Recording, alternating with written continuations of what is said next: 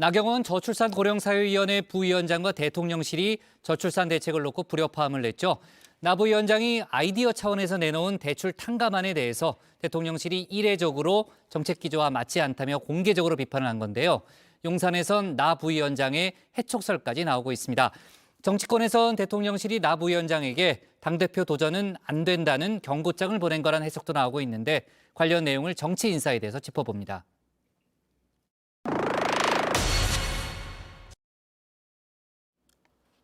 나경원 저출산고령사회위원회 부위원장의 출마 여부, 국민의힘 전당대회의 핵심 변수로 부상을 했죠. 나 부위원장이 최종 결정을 미룬 사이 사건이 하나 터졌습니다. 나 부위원장과 대통령실이 출산 장려 정책을 놓고 미묘한 파열음을 낸 겁니다. 아이 출산에 따라서 지금 보면은 그동안의 제도는 이자를 조금 더 낮춰드리는 게 있는데 이거보다는 조금 더 과감한 정책, 일종의 원금 부분에 대해서도 일정 부분 탕감할 수 있는 부분은 없나 이런 것을 들여다보고 있습니다. 본인의 개인 의견일 뿐 정부의 정책과는 무관하고 오히려 윤석열 정부의 관련 정책 기조와는 상당한 차이가 있다는 것을 말씀드리겠습니다. 들여다보고 있다, 하겠다가 아니라 검토해보겠다는 의미죠. 그럼에도 대통령실이 공개적으로 입장을 표명한 겁니다. 나 부위원장은 오해를 불러일으켜 유감이라면서도 다만 아이디어 정도를 말씀드린 것이다.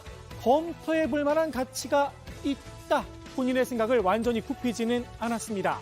나 부위원장의 중꺾마, 또다시 용산의 신비를 자극했나 봅니다. 지금 자기 정치를 하겠다는 거냐? 해초까지 검토하고 있다는 이야기까지 흘러나왔습니다. 대통령실의 강경한 태도, 자라보고 놀란 가슴, 소뚜껑 보고 놀란 꼴이라는 해석도 있죠.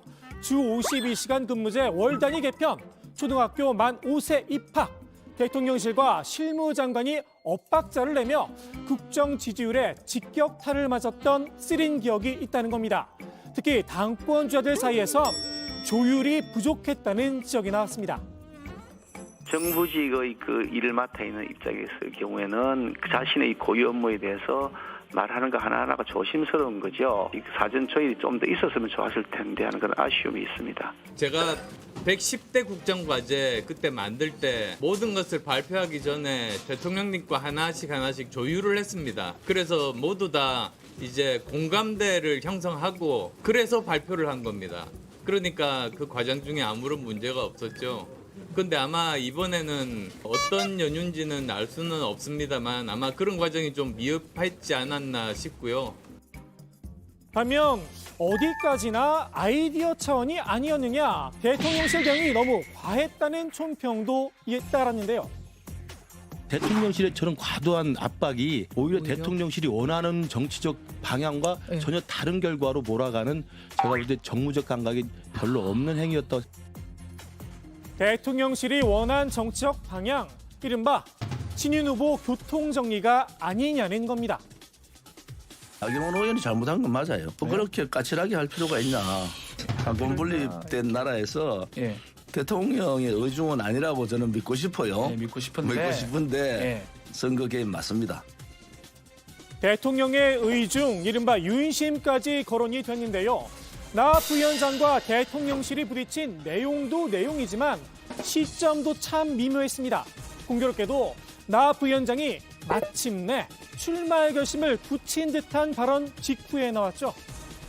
최근의 전당대회 모습을 보면서 이 관전만 하는 것이 맞느냐에 대한 고민이 깊어졌고요. 그래서 좀 더 마음을 조금 굳혀가고 있는 중이다. 이렇게 보시면 되겠습니다. 용산 계획론에 국민의힘 지도부는 아니다. 단호하게 선을 그었는데요. 전당대회 앞두고 용산에서 개입했다는 그런 주장에 불과한 것이고 근거 없는 얘기들입니다.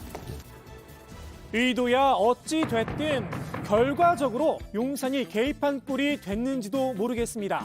대통령실의 단호한 대응 덕분에 오히려 나 부위원장이 출마를 할 수밖에 없는 상황이 됐다. 이런 평가가 나오고 있죠.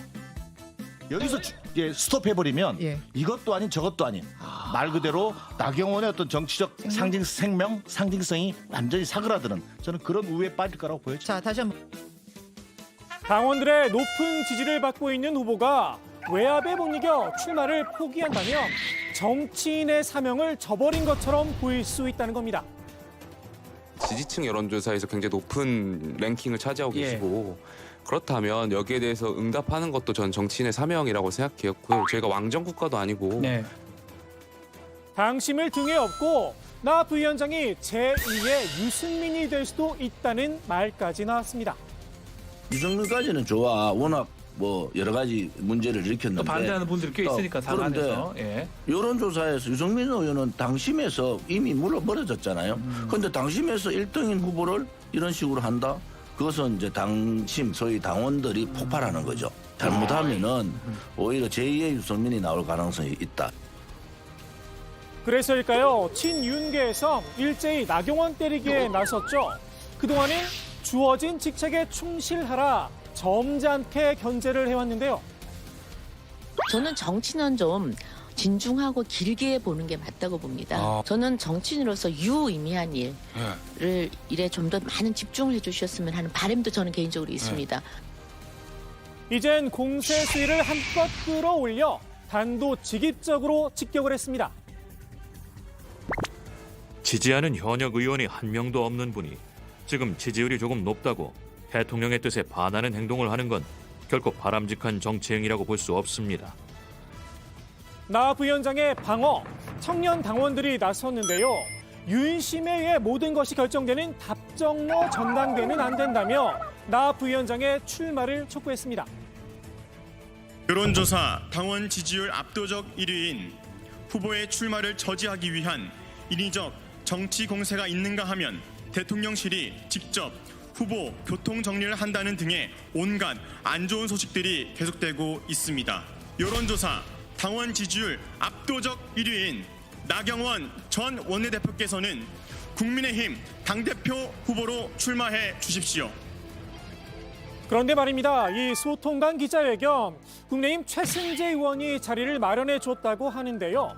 나 부위원장이 최연에게 직접 기자회견장을 좀 잡아달라 부탁을 했다는 건 안 비밀입니다. 나 부위원장 마음을 확실히 굳혀가고 있는 걸까요? 나 부위원장이 출마할 결심을 세운다면 지금으로선 윤심을 따랐다고 비춰지진 않겠죠. 더욱이 친윤계, 이른바 윤핵관들과는 확실하게 척을 질 수밖에 없습니다. 때문에 나 부위원장의 출마가 경선 구도를 바꿀 수도 있다는 전망도 나오는데요. 반핵관 대 윤핵관, 수도권 대 영남의 구도가 될 수도 있다는 겁니다. 이런 식으로 나경원을 자꾸 압박을 하면은 결국은 나경원, 안철수, 유승민, 윤상현까지 연대를 해버린다고. 그 연대를 하면은 대통령실에서 아무리 뭐 이런 마음이 있다 하더라도 뭐 설마 그렇지는 않겠지만은 김장연대 마음이 있다 하더라도 안 됩니다. 더욱이 이번 전대 결선 투표제가 도입이 됐죠. 친윤 후보로 분류되는 김기현 의원이 결선에 나서더라도 나머지 후보들이 자연스럽게 힘을 합친다면 결과를 장담할 수 없다는 겁니다. 반핵관, 수도권 후보군들 이미 결선 투표를 염두에 둔 경쟁적 협력 관계를 유지하고 있는 듯한데요. 저하고 안철수 대표는 이제 같이 수도권 선거 승리를 견인하고자 하는 이제 그런 관계죠. 서로 어떤 경쟁적인 협력 관계다. 경쟁적 협력 관계다. 결국은 한 분으로 좁혀져야 되는 거 아니에요? 당 대표는 그렇죠. 결국에요. 한 분으로 좁혀 결국은 결선 투표에 가면 한 사람이 되겠죠. 지금 당장은 경쟁, 누가 결선 투표에 나서느냐가 중요하겠죠.